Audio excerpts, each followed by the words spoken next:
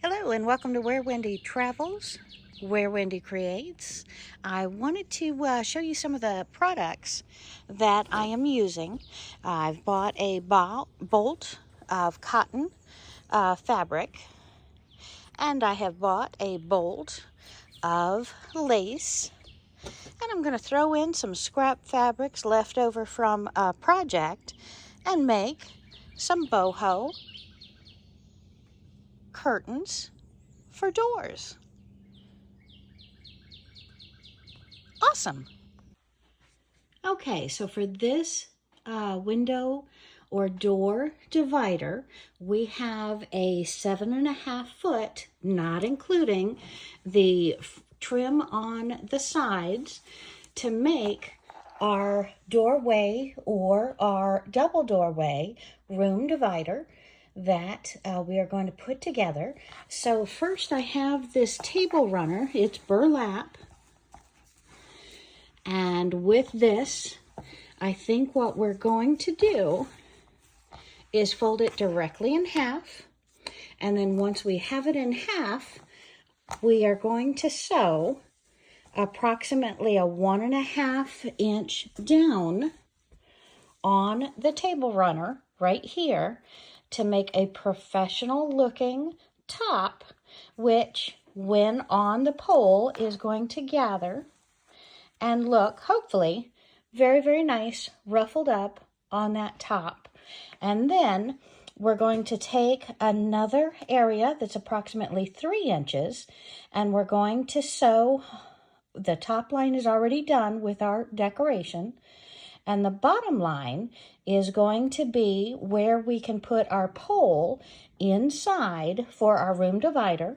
We can use the standard size, well, maybe a longer than standard size shower curtain, because we can have it up to 7.5 feet. And the average shower curtain, I think, is 5.5 to 6.5 foot. But again, this is going to gather, and the deeper you want it, the more we can gather it. So we can bring it down to a regular door size or extend it out to the full 7.5 foot. But again, that pole, once I do those sewing lines all across here, is going to hold the pole in the center. So it's going to be a nice way to have it secure. And then at the bottom of the front side, I don't have enough to do both sides, or shall we say it's going to cost too much. So we'll consider that later. But to start with, along the bottom, I'm going to go ahead and put some trim for that frou-frou beautiful look across the bottom. So first of all, we're going to work with our table runner. Once we get that done, we're going to put in our fabric secured. Remember, we have the top 1.5 inches, then we have the 3 inches. So right underneath this 3 inch, we're going to have another sewn line where we're going to sew in approximately 3 layers of fabric to make a thick room divider. Now again, a lot of people only use one. One you can still see through, walk through. It's not as fun or frou-frou. So we're going to go ahead and put 3 layers of fabric in here, which will tie our different fabrics and our knots onto at the bottom to make that full room divider. So very happy about that, excited, and let's get going. Okay, so we have put our burlap table runner underneath the sewing machine. We have all of the frou-frou out to the side where we've made our gathers and our additional lace. Now we're going to come up here approximately an inch, inch and a quarter, maybe even 1.5 inches there from the top. I'm not measuring, we're just being approximate. And we're going to go ahead and sew that line as close as we can, having that perfectly in the center of our table runner, folded in half. And we're going to sew that line the 7.5 feet until we meet the ruffles and the gathers on the other side. And we are sewing all the way across with that approximately 1 to 1.25 inch length. Okay, and we have sewn that 1 to 1.5 inch length all the way across until we come to the other side with the gathers. And we're just going to go back and forth just a little bit, locking in that stitch. And then we're going to needle down. This part up here is going to be the part that has the bulk of our weight. And we've used the same color thread, or very similar, so that we're not going to have any excess sight in there. But since this is the part that rod with all of the fabric dangling from the bottom is going to have to hold, we want to go ahead and pivot, put our needle down, pivot, turn this whole thing around and go back over that line at least one more time, because again, fabric is very, very heavy, and we are going to be holding, it's 7 foot 6 inches by the length of the height, which we're going to be about 6 foot, maybe 7, but I think 6 foot.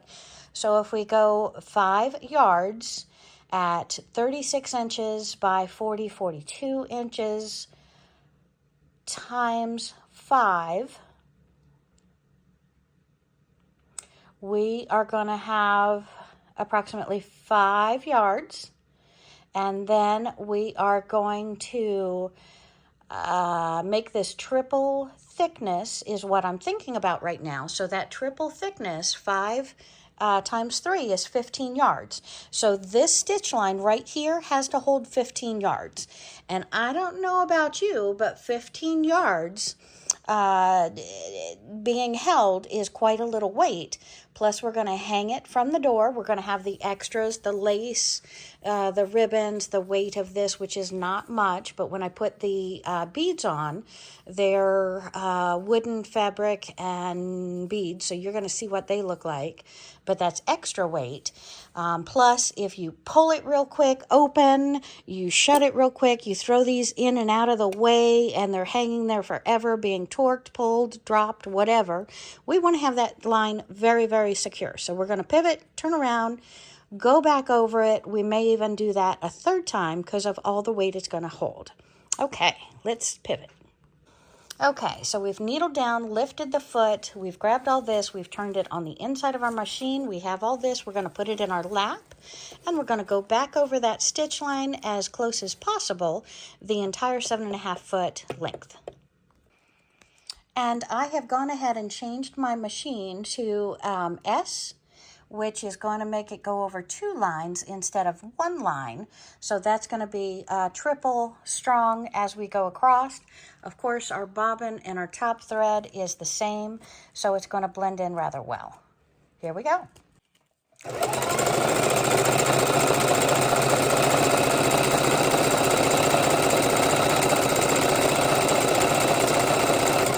So if you can see what the head of that needle is doing with the motor on the 2, it's going forward, going back, going forward, going back, and just pivoting just a tiny little bit so it's straddling that stitch and making it reinforced.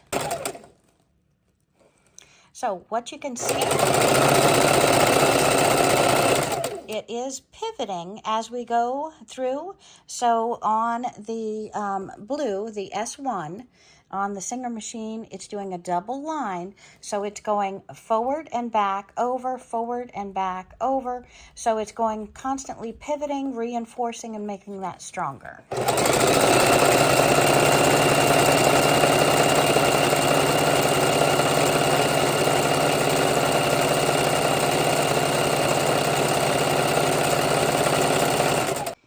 And of course, anytime you're doing a large part, or you're on the blue or the red, which takes a lot more thread, gives you a lot more double going on here, you're gonna need to replace that bobbin because it does not last forever. And we will get going again.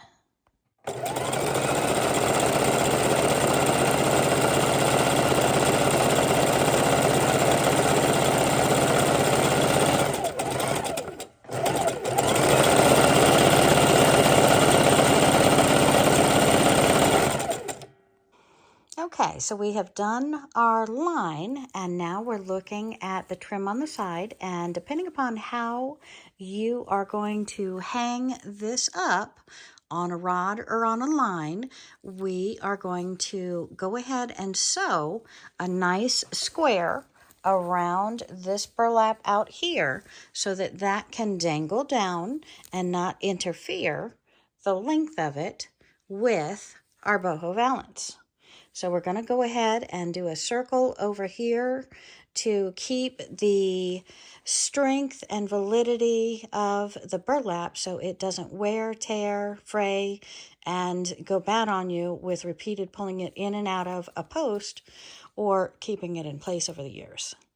Okay, so again, we're working with the frou-frou on the ends of the table runner that's 7.5 foot long, and we're going to go ahead and sew a square so that pole can come right through here and connect to your wall, or have a nice little bubble on the end to go ahead and go over your curtain rod.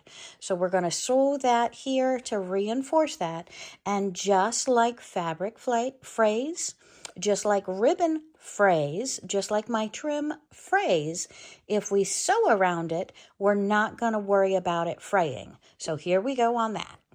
Okay, so not so pretty. However, that square has to go over all of those ruffles because we're going to be cutting a hole out of that to go on the curtain rod. So again, it's not going to be able to fray more than that square, and the integrity of the entire window valance, door divider, ragtag, boho, shabby chic is going to be intact.